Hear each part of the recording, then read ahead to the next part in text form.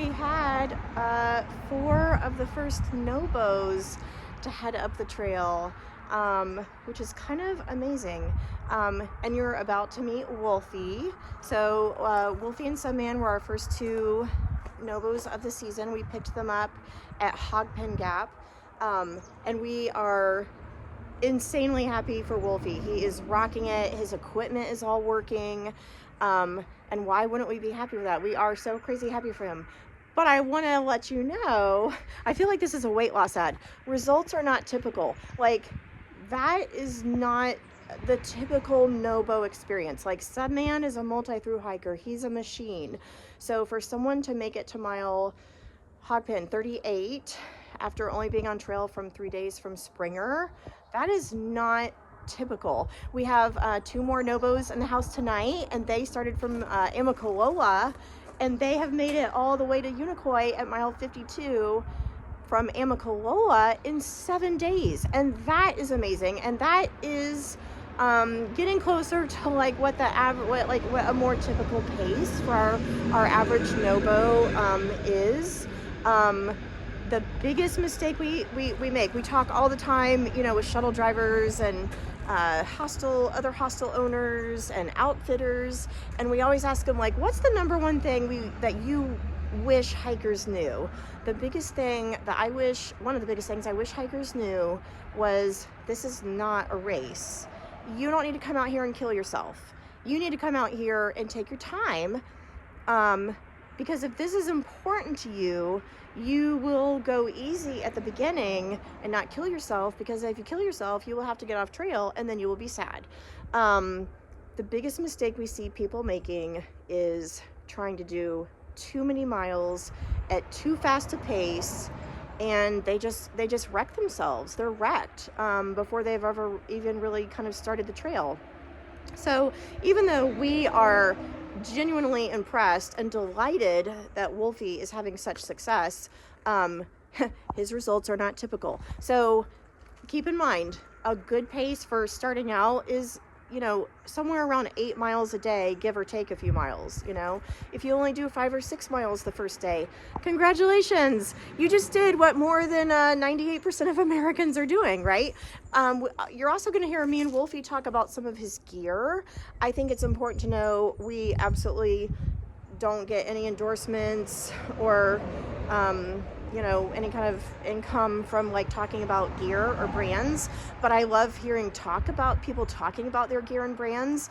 And just because someone talks about a gear or a brand and they love it and they would bet their life on it, it doesn't mean it's going to be the right gear or brand for you. So that's some of our point with these videos, is to give you a wide range, not to say this is how you should be doing it, but to say this is how this person did it.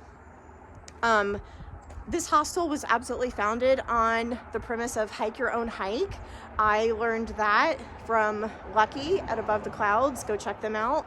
And the amazing Nimrod, who you know is with us. And if you are killing it and you are headed, if you've made it 70 miles in 7 days, you are rocking it and we are happy for it. If you have made 30 miles in 7 days, we are happy for you, and you are also rocking it. So just wanted to let you guys know that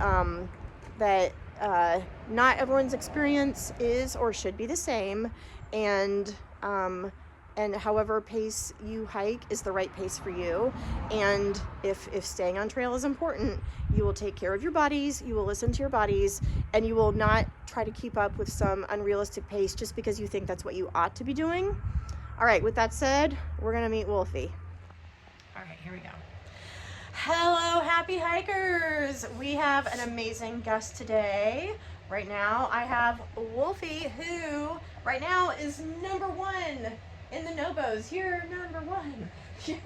Okay, but seriously, but you're actually hiker tag number 2. Hiker tag number 2, even though they didn't have the tags yet, because they never have the tags this early off. And Subman, who is #3. A lot of you guys, I know, I miss him. Yeah, I know a lot of you know Subman. We love the Subman. We had Subman last year. He's a multi section and through hiker. So right now you're looking at the first guy on the trail. But I guess 5 and 6 are not 4, 5, and 6. The guys at Mountain Crossing were saying that they're not too far behind you, so.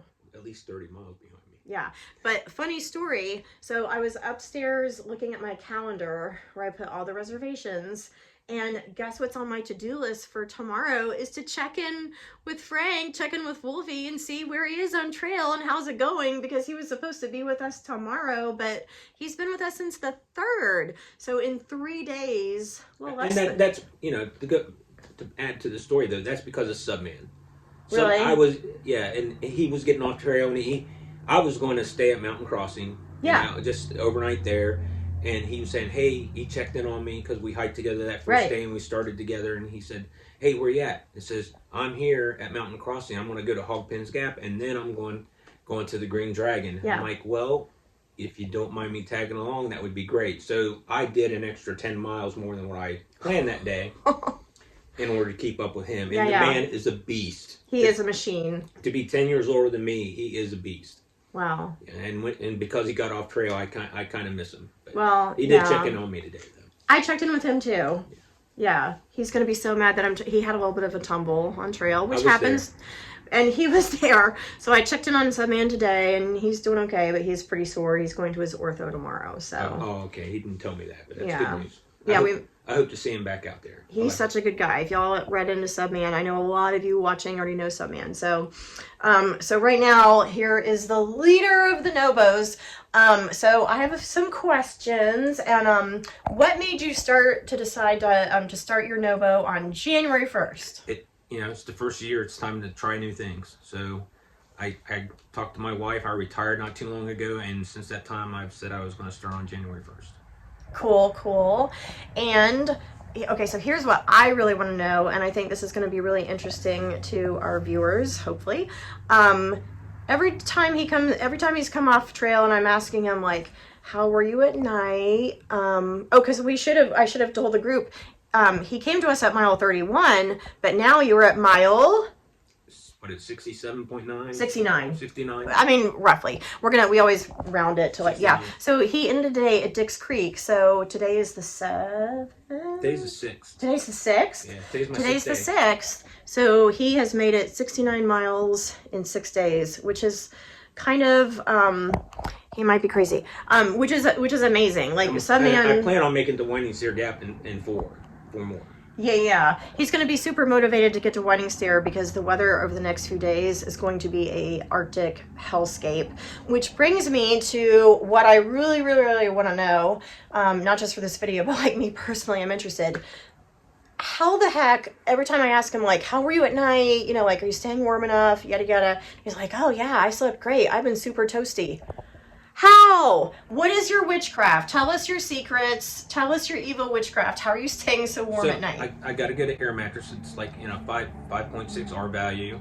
But what really my secret is I use 2 quilts. I don't use just one sleeping bag or one quilt. I layer myself with 2 down quilts. Okay. And they're both good to 28 degrees comfort level. But when you stack them, according to a Light & Equipment's website, who sells quilts, you can take two quilts, stack them, and take them down to -10. And now we're going to do some brand name dropping. Tell us where you got these quilts and their brand, if there is one. I got mine from AliExpress, but you can find them on Amazon. They're a Chinese brand. It's called Aegis Max, and it's a twilight model quilt. And I got a regular and a long, that way I can nest one inside the other easier. Amazing, because it has not been warm. It's been in the teens at night. Yeah. So. And then I use an Algene bottle. I put boiling water in it because it can hold the water. Yeah. And then I tighten it up and throw it in my toe box or keep it between my legs to help warm me up when I'm cold when I first get in. But other than that, once I get in there and I do get warm from hiking, I'm toasty. Wow. And the other thing besides your water filter that you should be sleeping with at night is also your water filter so it doesn't freeze, and also your phone. Like, you can tuck your phone. Yeah. If you ever have trouble with your battery during the day because it's so cold, just like tuck it in your armpit for a while. I sleep with all my electronics. You sleep with all your electronics, yeah. So so you're sleeping with 2 quilts, and tell everyone, what clothing are you wearing at night? So I have a merino wool long sleeve shirt that has a hood on it, and merino wool long johns. And I carry an extra pair of socks with me, and as long as I haven't worn them, I wear those at night. And then I have some down booties that are really cheap that I bought on Amazon too, and that's what I usually sleep with.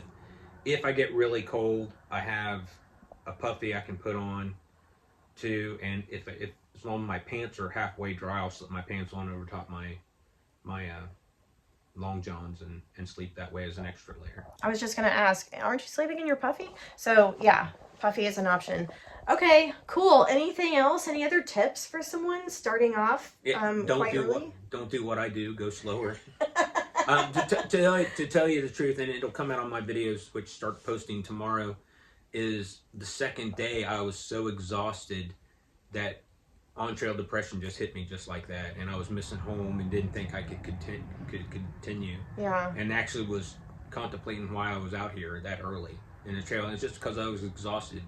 That first night on trail, I slept with somebody in the shelter. They snored. And it was a really cold night that night. It was like 16, 17 degrees that night as low. And I just didn't get any sleep. And then I hiked another 12, 13 miles that day. And when I got to the next shelter, I was just exhausted.